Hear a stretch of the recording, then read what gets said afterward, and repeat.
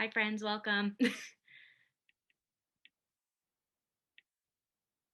So, thank y'all for joining us for the McNair Scholars Program information session with the School of Education.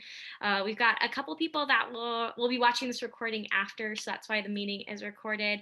But for those of you that are here live, thank you for giving up part of your evening to be with us. We're excited to share this opportunity with you and hopefully get you all to apply for the McNair program right away. And so how tonight's kind of going to function is we have Rachel Bay with the McNair Scholars Program, who's going to just get us started with an overview of what the program looks like, how you can apply, all that jazz. And then Dr. Scott will share a little bit about her experience with the program and the mentorship piece. And at any point, if you have questions, you can throw them in the chat. You can unmute yourself because it's a bit of a smaller group tonight. And we'll stop in between each of those for questions. And so Rachel, take it away. Thanks, Jessica. Let me also start sharing my screen.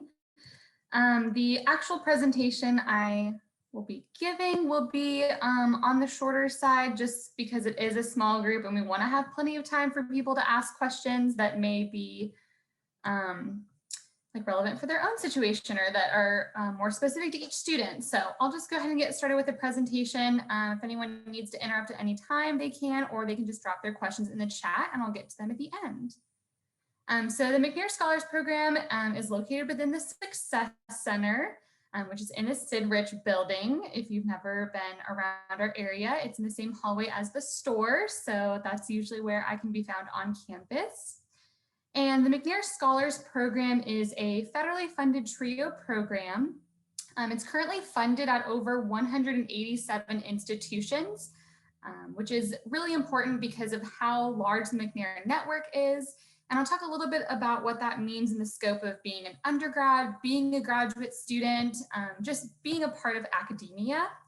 And essentially the goal of the McNair Scholars Program is to cater to first gen and other underrepresented students, whether that's students from different socioeconomic backgrounds, different racial ethnic groups, just underrepresented students in graduate education, and give them kind of the knowledge and the skills and the tools to get them from undergrad into graduate school. Now, in order to be eligible for the program, you would need to demonstrate interest in obtaining a PhD degree. Now, especially when it comes to students in education, it's pretty uncommon for students to just jump straight from bachelor's into PhD. So while students do need to show that interest in graduate school, whether that looks like getting a master's first, then getting the EDD, or going from master's to PhD, it's going to look different for each student. But basically, if you're interested in graduate education, that should ring a bell for the McNair Scholars Program. Again, qualifying as one of those underrepresented groups, as I mentioned, having a minimum of 30 hours of coursework, that means that a true freshman would know.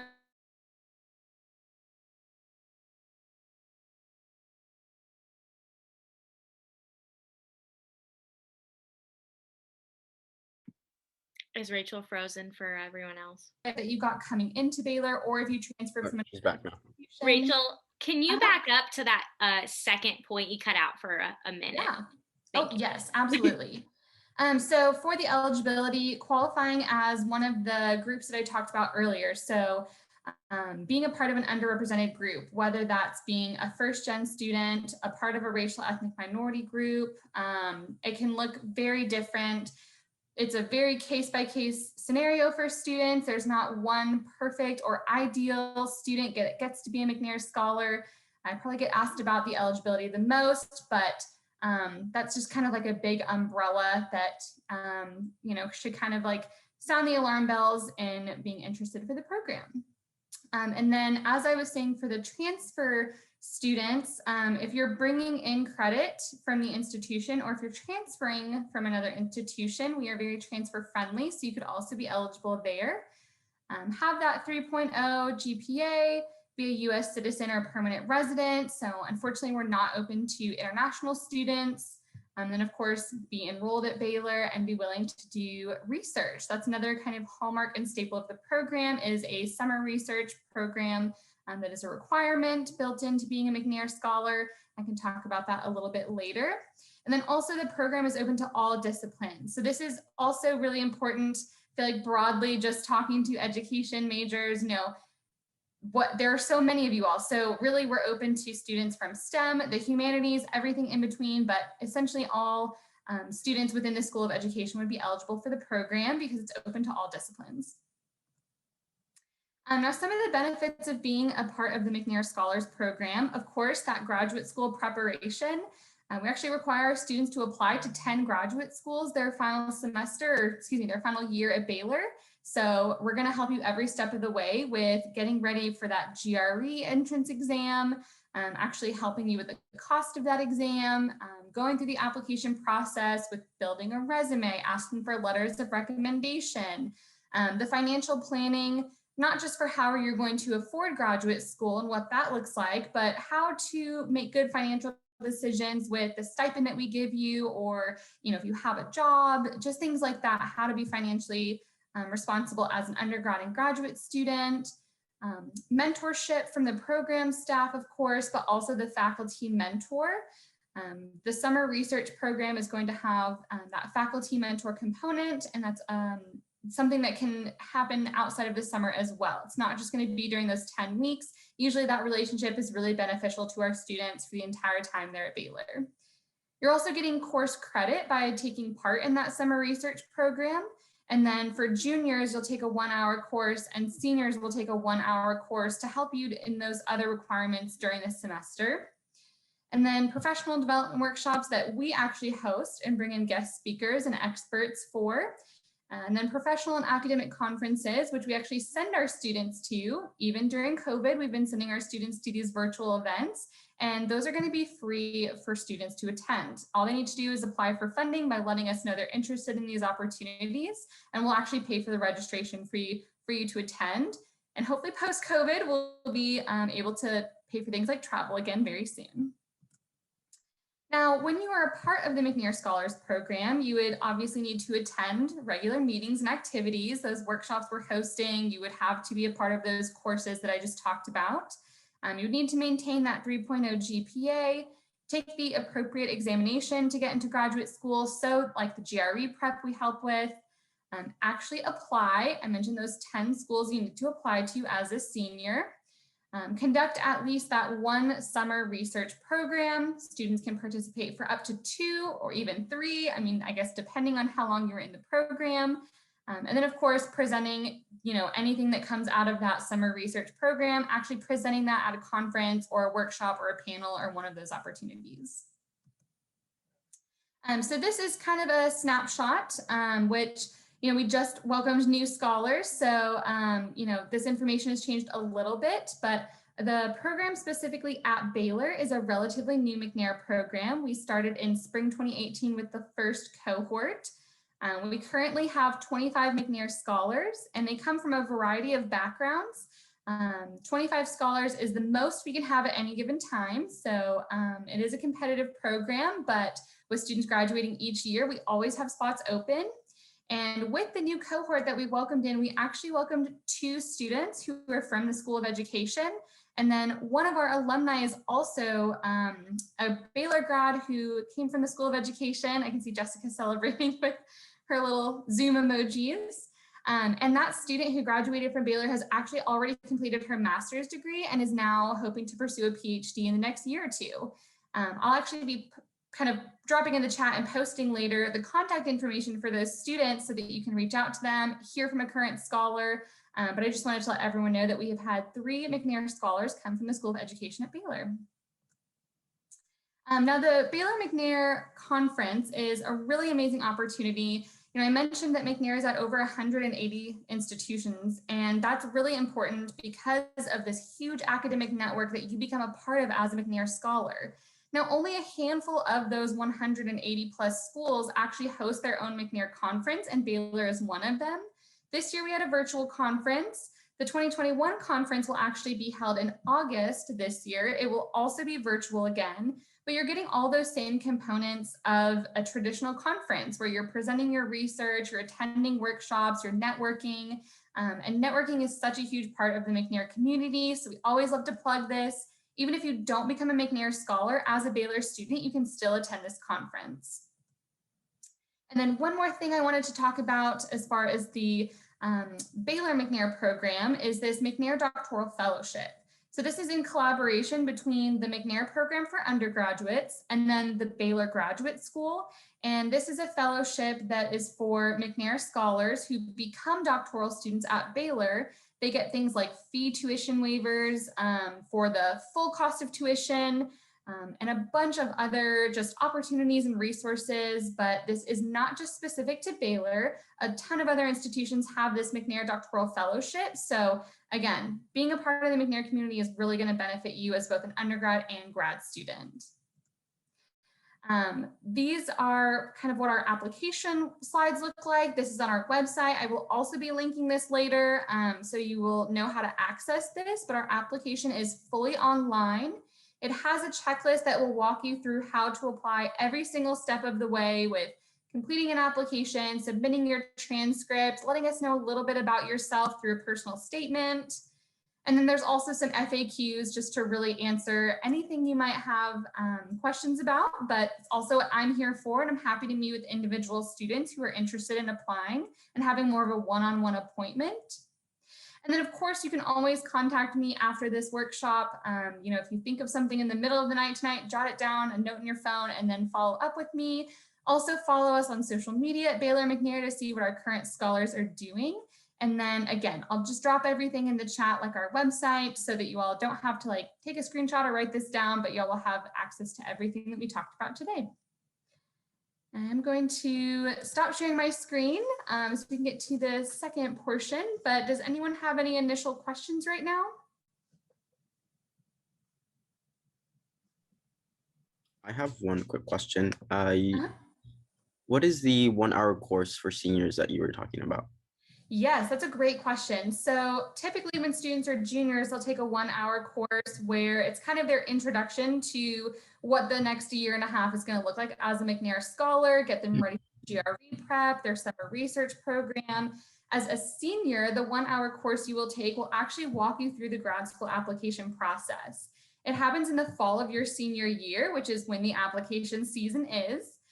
So we'll do everything from personal statement workshops to writing a CV and a resume. We'll bring in graduate students to talk about how to apply for funding so that you're going to grad school free of cost, what that transition is going to look like from undergrad to grad school, just really every step of the way from applying to, of course, getting accepted, making your decisions. We're going to help students. So that's what the 1-hour course is, your fall semester senior year. It's a great question. Thank you.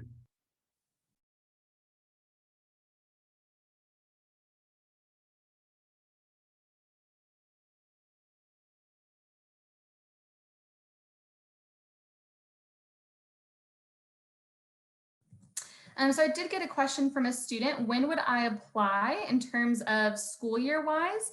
So that's a great question. I know it's a small group, so I'd love to hear from students like what your major is, what your classification is. The earlier that you can apply, the better. So like if you're a sophomore, don't think, oh, grad school is years away. I have plenty of time to think about that. You should definitely apply now because there are things that you'll be doing that are different from one year to the next and will help you kind of prepare every step of the way. So you should apply as soon as possible, as early as possible. We even have one more spot for a student now. So if you're interested and you're like ready to jump in, you could apply today or you could apply tomorrow. But if you don't join the cohort this spring, you would apply in the fall. So definitely be thinking about it over the summer, stay in contact with me and with the program, and then we can help you walk through that application process again in the fall semester.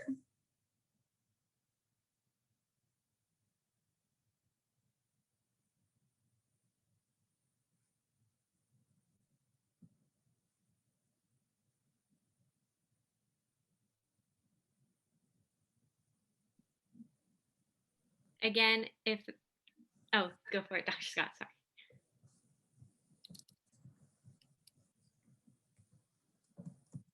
Oh, I don't think we can hear you, or at least I can't hear you on my end.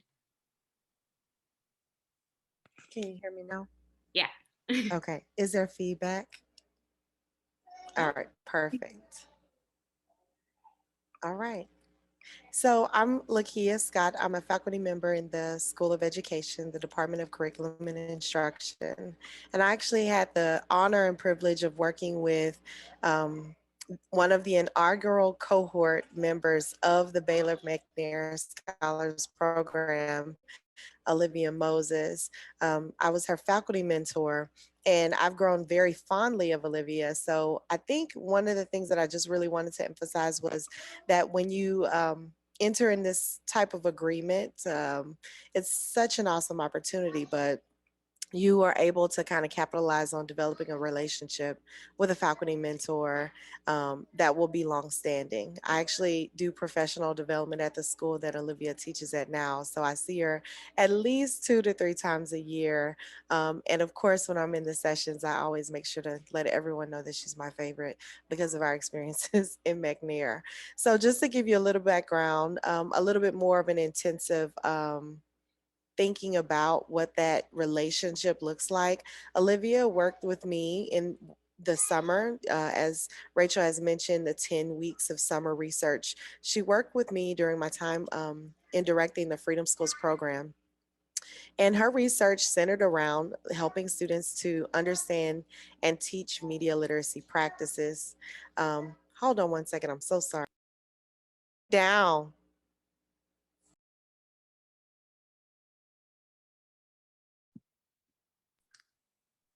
Oh, you muted yourself. Can you hear me now? Yes, ma'am. Okay, sorry about that. So Olivia worked with us during Freedom Schools, and she was interested in looking at elementary literacy practices and how students were taught media literacy. And so she actually utilized students in the Freedom Schools program.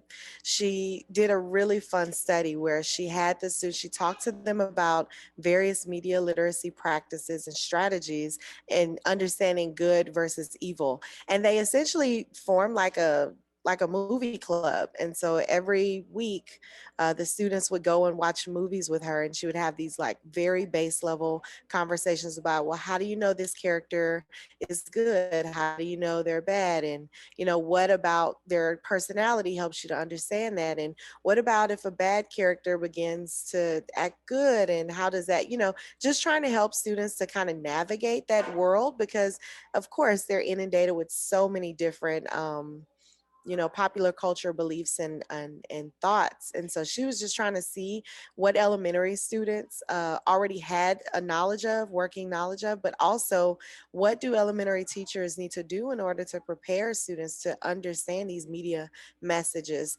So she did conduct that research, and she also had additional presentation opportunities.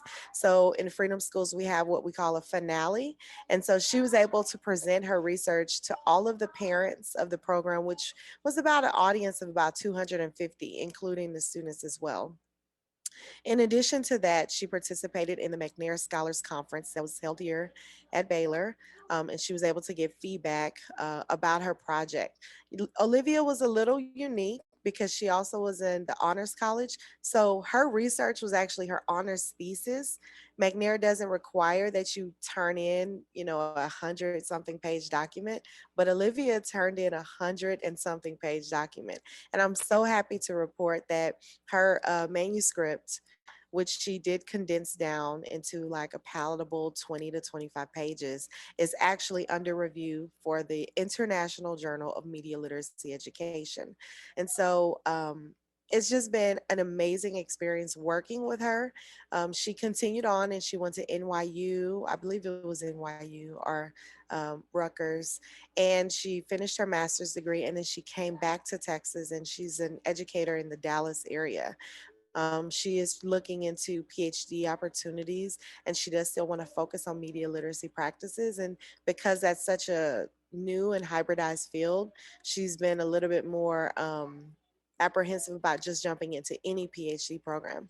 But I think that if Olivia was here to talk to you all today, she would really recount how much support she felt, not only from our mentoring relationship because it was fun, but it was always a learning experience for her. But she would also talk about how well supported she was throughout the process and understanding the importance of GRE scores, personal statements, writing samples, all those things that we don't really talk about enough of. She would talk about and emphasize that those are critical and just kind of catapulting you to success. So that's all I wanted to share about Olivia. If you guys have any questions about that or what the faculty mentor does, a little bit more generally speaking, I'm happy to answer them.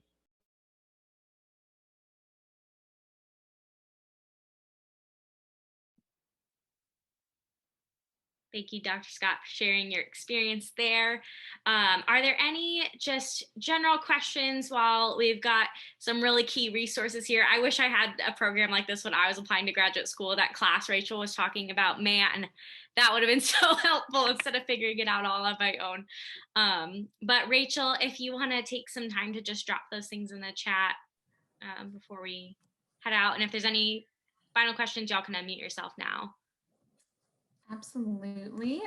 So in the chat, I will drop our website just so you can go and explore that a little bit. You can find out more about what we do, our staff, our conference. I'm also dropping the link for the application, and I'm working on sending the Excel spreadsheet, which is having some problems, but I'm working on it.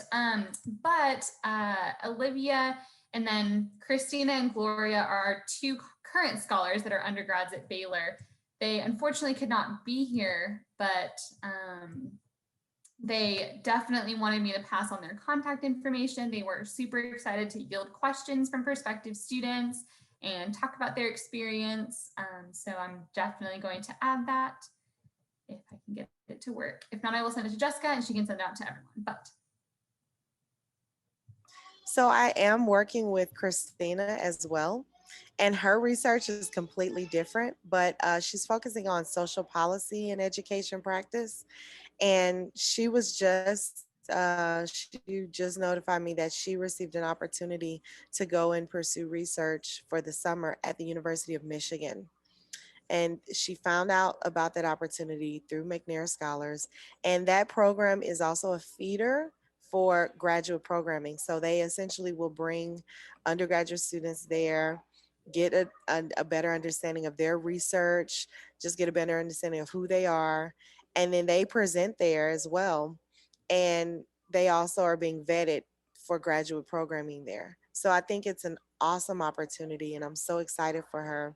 We kind of text message in the evenings because we're just like, okay, are we going to do this? Are we going to do this? So yeah, Christina's going to do amazing work, and I'm excited to hear what you guys are interested in.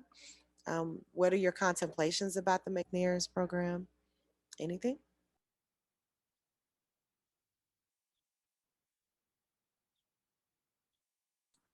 I can go. Um, so I'm an elementary ed major, and here recently I've just been really looking into the master's program that the SOE offers, specifically the like 1 extra year master's, where I could get certified in both like special ed and gifted and talented. So I just started thinking about a master's degree, and then Dr. Johnson got a hold of me the other day and encouraged me to come to this meeting to see what it was all about. So it was really cool information and really fun to learn about. And thank y'all so much for like taking the time to tell us all about it. It was really cool.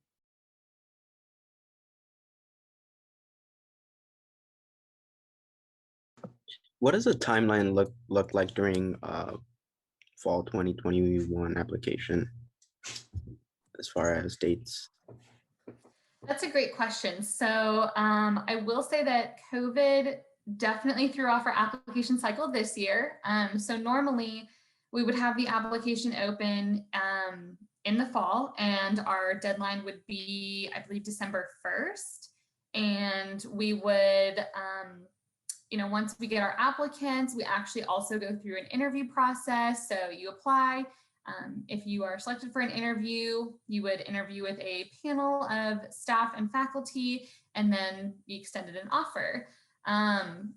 we decided to extend that on a more rolling basis this year and extend it into the spring semester. So I think in the fall semester, we're hoping with a more, return to normal that Baylor is planning, or at least hopefully rolling out some plans for. We're hoping to maybe go back to that more original schedule so that we can have students know that they're accepted and coming into the program in the fall semester, so that once we kind of come back from that Christmas break, that holiday season, we can really get students started early January. This spring 2021, we did do the interviews in the spring semester and then welcome the cohort a little bit later.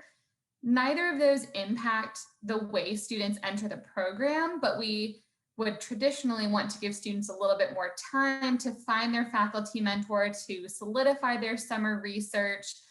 What Dr. Scott was talking about is most of our students we encourage to go to outside summer research opportunities outside of Baylor, which you're still going to get funding for. And it's just an amazing experience, resume, networking builder. But again, with COVID-19 and most of our students staying at Baylor and on campus or working remotely, that extended application timeline just worked well with students in the format that we had. So that's a huge long story with basically saying in the fall, we're hoping that with a more return to normal, students will have the opportunity to join the program sooner, to have more time planning for an actual outside opportunity next summer.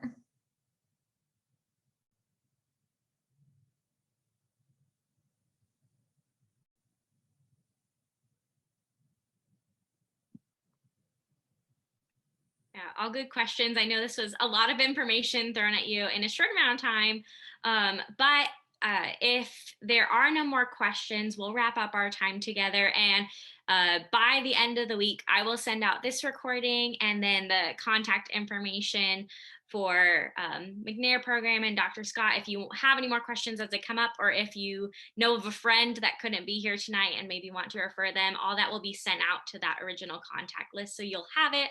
And then if you have any questions in the meantime or need me to connect you, I can do that as well. But if there are no more questions, y'all are free to go for the evening. Thank you so much for joining us. And I hope that you have a wonderful rest of your week. Thank you. Thanks, everyone. Thank you. Take care.